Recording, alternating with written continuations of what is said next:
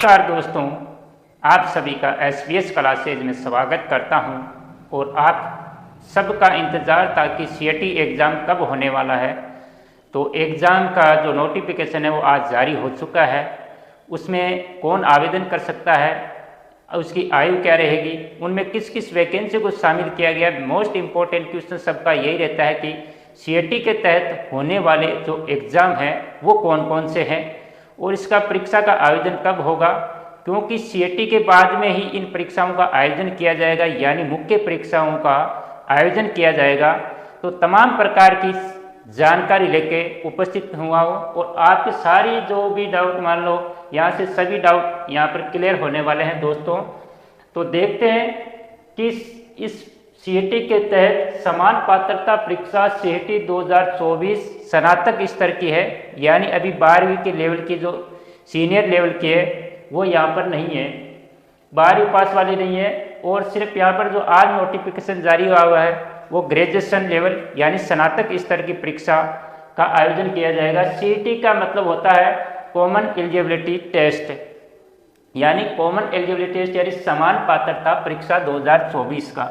तो ये परीक्षा प्रतिवर्ष आयोजित की जाती है और अब की बार जो क्राइटेरिया परीक्षा का योग्यता न्यूनतम अंक आपको कितने अर्जित करते हैं वो भी तय कर दिया गया। तमाम प्रकार के जितने भी क्वेश्चन है वो यहाँ पर देखने में। तो सबसे पहले यहाँ पर देखते हैं दोस्तों कि इस परीक्षा के माध्यम से किन किन परीक्षाओं का आयोजन किया जाएगा, यानी किन किन परीक्षाओं को इस सीईटी में शामिल किया गया है दोस्तों। तो सबसे पहले यहाँ पर मैंने यहाँ पर लिखा है कि पहले सेवा का नाम यहाँ पर लिखा है, दूसरा आपका पद नाम लिखा है। तो पहला यहाँ पर सेवा का नाम यानी सेवा संबंधी यानी डिपार्टमेंट कौन सा, उस डिपार्टमेंट से संबंधित वैकेंसी आगे आपको यहाँ दिख दी। तो सबसे पहले है राजस्थान होम गार्ड सेवा। तो राजस्थान होम गार्ड सेवा के तहत आपका पद नाम होगा प्लाटून कमांडर, जो कि इस सीईटी के तहत आयोजित की जाएगी। दूसरी है राजस्थान अभियांत्रिकी अधीनस्थ सिंचाई सेवा। तो उसमें जिलेदार और पटवारी से संबंधित वैकेंसी इसमें आने वाली है। तीसरी आपकी है राजस्थान अधीनस्थ लेखा सेवा। कौन सी है? राजस्थान अधीनस्थ लेखा सेवा में आपके कनिष्ठ लेखाकार यानी जूनियर अकाउंटेंट की वैकेंसी होने वाली। उसके बाद 4 नंबर पर आता है राजस्थान राजस्व लेखा अधीनस्थ सेवा। तो इसमें आपके पद नाम है तहसील राजस्व लेखाकार, यानी जो तहसील में राजस्व से संबंधित लेखाकार है उससे संबंधित वैकेंसी आपकी होने वाली है। तो उसके बाद में देखते हैं राजस्थान महिला अधिकारिता अधीनस्थ सेवा, यानी जो महिला से संबंधित अधिकारिता है उसमें कौन सी वैकेंसी आने वाली है? पर्यवेक्षक यानी महिला अधिकारिता की जो वैकेंसी आती है वो इस सीईटी के तहत यानी इस सीईटी के बाद आयोजित की जाएगी। उसके बाद में राजस्थान बाल विकास अधीनस्थ सेवा, यानी ये बाल विकास से संबंधित यानी बाल विकास जो डिपार्टमेंट है उसमें आपकी जो वैकेंसी है वो है पर्यवेक्षक की। उसके बाद में राजस्थान कारागार अधीनस्थ सेवा यानी उप जेलर, कौन सी वैकेंसी आएगी? उप जेलर से संबंधित वैकेंसी आपकी आने वाली है। तो यानी इसमें जो भी वैकेंसी यहाँ पर मैं बता रहा हूँ आपको, उसमें आपको सीईटी के तहत ही आयोजित होगी, यानी जो सीईटी को पास करेगा वही कैंडिडेट यानी वही अभ्यर्थी इन परीक्षाओं में शामिल हो जाएगा। अगर वो मान लो सीईटी को पास नहीं करता है तो इन परीक्षाओं में वो शामिल नहीं होगा। इसीलिए सीईटी किया जा रहा है। सीईटी का मतलब यहाँ पर एक सीईटी एग्जाम देने का मतलब है कि कुछ कैंडिडेट यानी उसमें छटाई करके आगे मुख्य परीक्षा के लिए कैंडिडेट छांटे जा सके, यानी अलग किया जा सके। उसके बाद में राजस्थान समाज कल्याण अधीनस्थ सेवा। तो राजस्थान समाज कल्याण अधीनस्थ सेवा में वैकेंसी आएगी आपके छात्रावास अधीक्षक सेकेंड की। उसके बाद में आपकी राजस्थान राजस्व यानी पटवारी से संबंधित जो राजस्व डिपार्टमेंट है उसमें किसकी वैकेंसी आएगी? पटवारी की। और लास्ट है राजस्थान पंचायती राज सेवा। तो राजस्थान पंचायती राज सेवा में आपकी वैकेंसी है ग्राम विकास अधिकारी की, यानी वीडियो की जो वैकेंसी आती है वो ही इस सीईटी के तहत आयोजित की जाएगी। अब ये तो थी कि कौन कौन सी वैकेंसी इस सीईटी में शामिल होने वाले हैं, लेकिन उसके बाद देखते हैं सीईटी का जो आज नोटिफिकेशन आया है उस नोटिफिकेशन में मेन जो मुख्य बातें हैं उन पर फोकस करते हैं। कब उससे आवेदन होंगे, कौन आवेदन कर सकता है, इसकी योग्यता क्या है और उसका परीक्षा पैटर्न क्या है, इस सब पर तमाम बातों पर चर्चा करते हैं। तो सीईटी सबसे पहले आपके माइंड में यही ख्याल आता होगा कि जो सीईटी का सर्टिफिकेट आएगा उसकी अवधि क्या रहेगी, कितने वर्ष तक रहेगी। तो यहाँ पर स्पष्ट नोटिफिकेशन में लिखा है कि सीईटी की जो अवधि है, यानी जो आपको सर्टिफिकेट मिलेगा सीईटी का, वो परीक्षा परिणाम की दिनांक से 1 वर्ष तक के लिए मान्य होगा। कितने वर्ष तक के लिए? ओनली 1 वर्ष तक के लिए मान्य होगा। यानी कहने का मतलब है प्रति वर्ष सीईटी का आयोजन किया जाएगा। तो यहाँ पर जिस दिन आपका रिजल्ट आएगा उस रिजल्ट से 1 वर्ष तक आपका जो सीईटी का परिणाम है वो मान्य रहेगा। यानी 1 वर्ष तक जितनी भी वैकेंसी है, इनमें से अगर वैकेंसी आएगी तो उन वैकेंसी के लिए आप योग्य हैं। उसके बाद में आपको दूसरा नया पैटर्न यहाँ पर चेंज किया गया है कि न्यूनतम अंक, भाई पहले पिछली बार मान लो 2000 सीईटी आयोजित की गई है, उसमें न्यूनतम अंक की योग्यता नहीं थी। उसमें कैंडिडेट 15 गुना जो भी वैकेंसी आती है उसमें 15 गुना को शामिल किया जाता था हर कैटेगरी वाइज, यानी हर वर्ग वाइज। लेकिन अब की बार जो नया संशोधन है वो नया संशोधन ये है कि एक फिक्स क्राइटेरिया तय कर दिया है, वो है आपको न्यूनतम अंक, यानी परीक्षा सीईटी की जो परीक्षा होगी उसमें आपको 40% अनिवार्य है। कितने प्रतिशत अनिवार्य है? 40% अंक लाने अनिवार्य है। अगर इससे कम अंक लाते हैं तो आप सीईटी पास नहीं कर पाओगे, और सीईटी पास नहीं कर पाओगे तो इन वैकेंसी में आप शामिल नहीं हो सकते। तो आपको न्यूनतम अंक 40% लाना है। और यहाँ पर साथ ही SC ST का अगर जो कैंडिडेट है, SC ST का जो कैंडिडेट है उसको 5% की छूट दी है, यानी उसको 35% अंक लाना अनिवार्य है। तो जो भी SC ST के अलावा जो भी अभ्यर्थी है उन सबको 40% लाना अनिवार्य है। SC ST का अभ्यर्थी है उसको 35% लाना अनिवार्य है।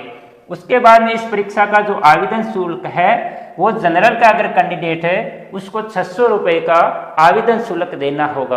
कितने रुपए का? 600 रुपये का। उसके बाद में SC ST OBC MBC EWS का अगर कैंडिडेट है तो उसके लिए 400 रुपये का आवेदन शुल्क जमा कराना होगा।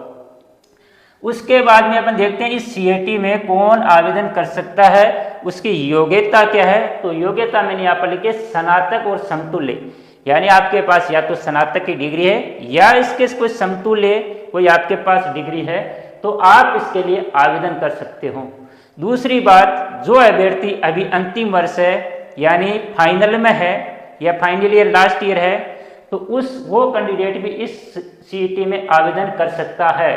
अंतिम वर्ष में सम्मिलित अभ्यर्थी भी सीईटी का आवेदन कर सकता है, लेकिन शर्त यहाँ पर यह है कि मुख्य परीक्षा, मैंने यहाँ पर नोट डाला है कि मुख्य परीक्षा से पहले स्नातक की डिग्री आपके पास होनी चाहिए।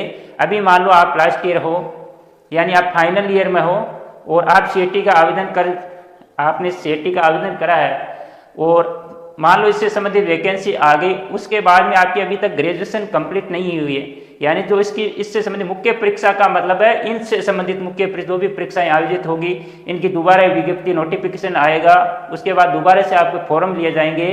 तो उस मुख्य परीक्षा अगर इसकी जो परीक्षा होगी उससे पहले आपके पास जो ग्रेजुएशन की डिग्री है वो आपके पास होनी चाहिए।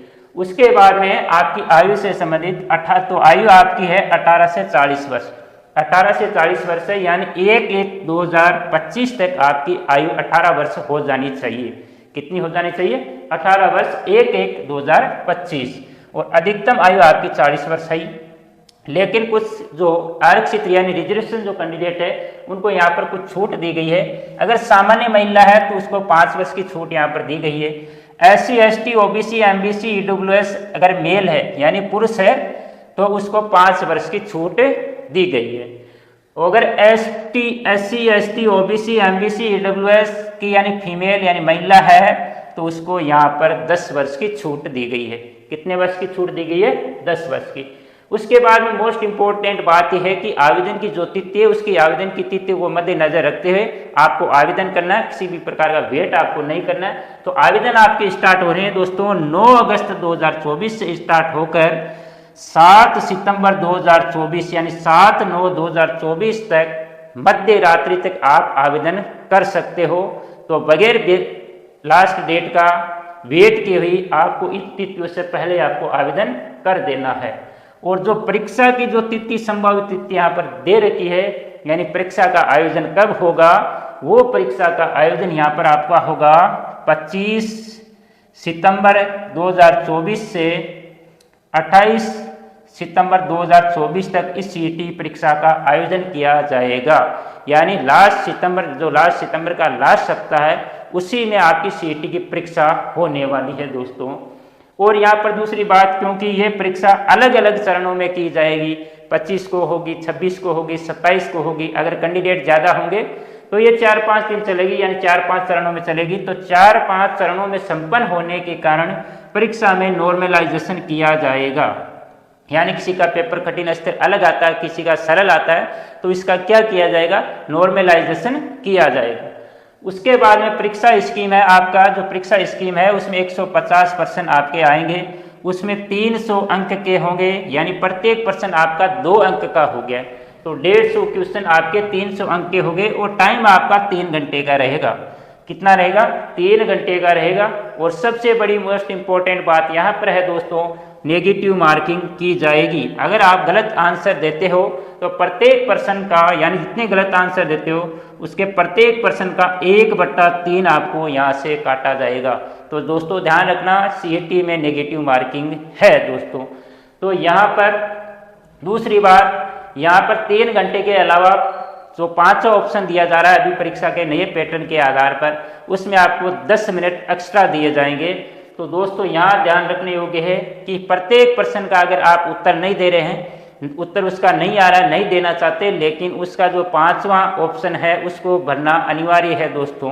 अगर मान लो वो नहीं भरते हो तो यहाँ पर एक स्पष्ट लिखा है दोस्तों कि 10% से अधिक प्रश्नों में कोई 10% से अधिक प्रश्नों में कोई भी विकल्प नहीं भरने पर अयोग्य घोषित किया जाएगा।